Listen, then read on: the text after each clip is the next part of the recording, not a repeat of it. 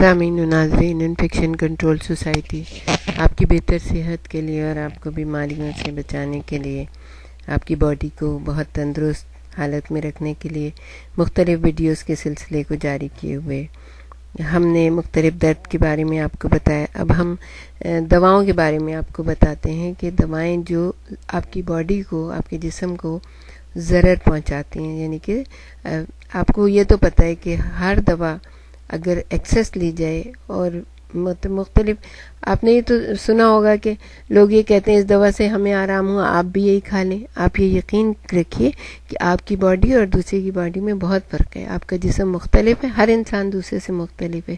ضروری نہیں کہ جس دوا نے ان کو فائدہ پہنچایا ہے وہ آپ کو بھی فائدہ پہنچائے۔ ہمیشہ اپنے ڈاکٹر کے مشورے سے دوا لیجیے اور کوشش کیجیے کہ کم سے کم ڈوز لیں، جتنی ڈاکٹر آپ کو بتائیں اور جتنے دن تک بتائیں، بس اس سے زیادہ ذرہ برابر بھی نہیں لیجیے آپ، تو ورنہ اس سے بہت زیادہ نقصان ہو جاتا ہے۔ اب یہ بات آج کل سمجھ میں نہیں آتی کہ عوام الناس کے جسم میں آخر ضروری اشیاء غذا کی اس قدر قلت کیوں ہے کہ ہر ڈاکٹر کے پاس جو مریض آتا ہے وہ اپنے نسخے میں دو ایک ضرور طاقتور دواؤں کی، جیسے کہ دوائیں لکھوا کر لے آتا ہے، جیسے کہ آپ دیکھتے ہیں کیلشیم ہے، وائٹامن ہے اور منرلز ہیں، اور یہ اس قسم کی دوائیں کہ بھئی ٹھیک ہے ہمارے جسم میں کمزوری ہوگی، اور چیزیں دیکھیے کہ کس وجہ سے کمزوری ہے۔ کہیں آپ کی غذا تو پروٹین وغیرہ ہر چیز مل رہی ہے آپ کو غذا سے، یا نہیں مل رہی ہے۔ جس قدر اور جس کثرت سے لوگ کمزوری کی شکایت کرتے ہیں، اس کی نظیر گزشتہ سالوں میں یعنی کہ 40-50 سال میں نہیں ملتی۔ اس نام نہاد کمزوری کی تشخیص نہ صرف غریب لوگوں میں ہوتی ہے بلکہ خوشحال اور صاحب حیثیت حضرات میں بھی اسی قدر عام ہے، حالانکہ اس طبقے کے دسترخوان پر، ان کی ٹیبل پر ظاہر قلت غذا کا وجود ہے، نہ ہونا چاہیے۔ ماضی بعید میں جس قدر کھانے کو نہیں ملتا تھا اس قدر وائٹامن، منرل اور قوت کی طلب نہیں تھی، کم از کم پیٹ بھرے معاشرے میں تو نہیں تھی کہ اس طبقے کے لوگ اس قدر کمزوری کی شکایت بھی نہیں کرتے تھے۔ بہرحال جب ڈاکٹر یہ تشخیص کرے کہ جسم میں غذائی قلت ہے اور مریض کو انجیکشن لگانے کی ضرورت ہے، تو ڈاکٹر کو اس بات پر تو یقین لانا پڑے گا کہ جسم کے غذائی ذخیرے خلاش ہو گئے، یعنی کہ ان میں نہیں ہے کچھ اتنی طاقت، یعنی غذا طاقتور نہیں کھائی جا رہی ہے۔ لیکن غذائی قلت کے اسباب کہیں اور تلاش کرنا پڑیں گے، کیونکہ یہ بات عقل سلیم تسلیم نہیں کرتی کہ ان لوگوں کو جن کے ٹیبل بھری ہوتی ہے ان کو پیٹ بھر کر کھانے کو نہیں ملتا۔ آپ نے اکثر بزرگوں کی یہ ہدایت سنی ہوگی کہ وہ دوا اس قدر نہیں کھانی چاہیے کہ غذا بن جائے۔ ان لوگوں کا یہ قیمتی مشورہ بہت ہی بہترین فراست پر مبنی تھا، جو تجربے اور سن و سال سے حاصل ہوتی ہے اور نسلاً بعد نسلاً منتقل ہوتی ہے۔ اس بات کی تصدیق اب جدید تحقیق نے کر دی ہے کہ دوائیں اپنے مضر اثرات سے غذا کے اکثر ضروری اجزاء کو ناکارہ کر دیتی ہیں، کہ ان دواؤں کے تمام زہریلے اور سمی اثرات کے متعلق کوئی بھی نہیں جان سکتا، خواہ ان دواؤں کو تجربہ گاہ میں کتنا ہی آزما لیا گیا ہو۔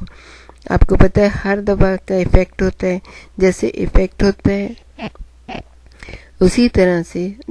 دوا جو ہے نا آپ کو نقصان بھی پہنچا سکتی ہے۔ یہ درست ہے کہ دوا سے ازالہ مرض ہوتا ہے، لیکن ان کے اپنے مضر اور ثانوی اثرات بھی ہوتے ہیں۔ ان اثرات سے اندرون جسم جو ہوتا ہے غذا متعدد طریقے سے زائل ہو جاتی ہے۔ ان ادویہ سے مثلا جو ہے نا پیٹ خراب ہو سکتا ہے، کھانا اچھی طرح نہیں کھایا جاتا، جو کھایا جاتا ہے وہ اچھی طرح سے جذب و ہضم نہیں ہوتا، بھوک میں کمی آ جاتی ہے، غذا کے جذب، ترسیل اور استعمال اور اخراج میں خلل پڑتا ہے، جس کا نتیجہ یہ ہوتا ہے کہ آپ کے جو کھانا ہے اس کے اندر وائٹامن، منرل وغیرہ کی قلت ہو جاتی ہے، ہمارے جسم میں بھی ہو جاتی ہے۔ آخر کار اس کے مظاہر اکثر دیکھنے میں آتے ہیں کہ ہماری آبادی کی اکثریت قلت غذا میں گرفتار ہے، اور جس کا انحصار جو ہے نا طاقتور غذا پر ہے، خصوصاً خواتین کا تو زیادہ دار و مدار جو ہے وہ انجیکشن پر ہوتا ہے کہ بھئی انجیکشن لگوا لو تو اور یہ انجیکشن جو ہے نا عام طور پر آپ نے دیکھا ہوگا ہمارے جیسے غریب ملکوں میں جو ترقی پذیر ممالک ہیں ان میں یہ ہوتا ہے کہ ڈاکٹر کے پاس جاؤ تو بیچاری غریب خواتین کو ویسے ہی بتا دیتے ہیں، جیسے گھروں میں کام کرنے والی خواتین ہیں یا کارخانوں میں، کہ بھئی آپ انجیکشن لگا لیں، 6 انجیکشن لگا لیں، 4 انجیکشن لگا لیں تو آپ ٹھیک ہو جائیں گی۔ بھئی یہ دیکھیں کہ وہ انجیکشن ان کے جسم میں کیا اثر کریں گے، وہ بیچاروں کے پاس پہلے ہی کھانے کے لیے کم ہے، غربت کے مارے وہ انجیکشن اتنے مہنگے مہنگے انجیکشن، اس کے بجائے آپ ان کو یہ مشورہ دیں کہ نہیں کوئی ایسی چیز کھائیں، مثلا جیسے ہمارے جیسے ملکوں میں جو گیہوں کے بجائے جو سستا ہے تو آپ ان کو یہ مشورہ دے سکتے ہیں کہ وہ جو کھائیں تاکہ بارلے جو ہوتا ہے تاکہ وہ جو ہے ان میں طاقت آئے۔ اور یہ تو آپ کو معلوم ہے کہ باہر کے ملکوں میں سب سے زیادہ مہنگا جو ہے نا وہی یہی جو بنا ہوا دلیا ہوتا ہے، یہ سب سے زیادہ مہنگا ہوتا ہے، اس لیے کہ انہوں نے یہ اندازہ لگا لیا ہے اور انہوں نے ریسرچ کر لی ہے کہ جو ہے وہ بہت ہی طاقتور غذا ہے۔ ہمارے ملکوں میں چونکہ بہت زیادہ اس کی پیداوار ہے اور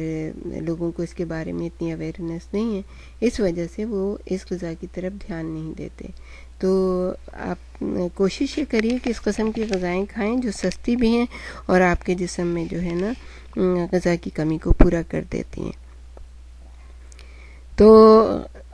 اب اس بات کے اظہار کی ضرورت نہیں ہے کہ اس زمانے میں ایک ہجوم ہے ادویات کا جو ناتواں لوگوں پر ہی حملہ آور ہو رہی ہیں اور ان کو مزید کمزور کر رہی ہیں۔ اس میں تیزابیت بھی ہوتی ہے،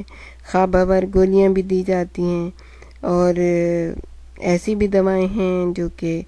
جراثیموں کو کل کرنے کے لیے دی جا رہی ہیں، اسپرین ہے، مانع حمل ہیں کہ بچوں کی پیدائش کو روکنے کے لیے، نیند اڑانے والی، موٹاپے کو کم کرنے والی گولیاں، الکحل اور تمباکو ہیں جو غذا پر مضر اثرات ڈال کر اسے جسم کا جزو نہیں بننے دیتے۔ تو کوشش یہ کیجیے کہ دوا کم سے کم کھائیں، اپنی غذا کے اوپر دھیان دیجیے، اپنی ایکسرسائز پہ دھیان دیجیے، اپنے آپ کو مصروف رکھیے، اپنا تھوڑا بہت آرام کے لیے بھی وقت نکالیے اور اپنے چھوٹی موٹی خوشیوں میں سکون تلاش کیجیے۔ ہمارے ساتھ ہی رہیے گا، اس کا اگلا حصہ ہم آپ کو اگلے ویڈیو میں سنائیں گے۔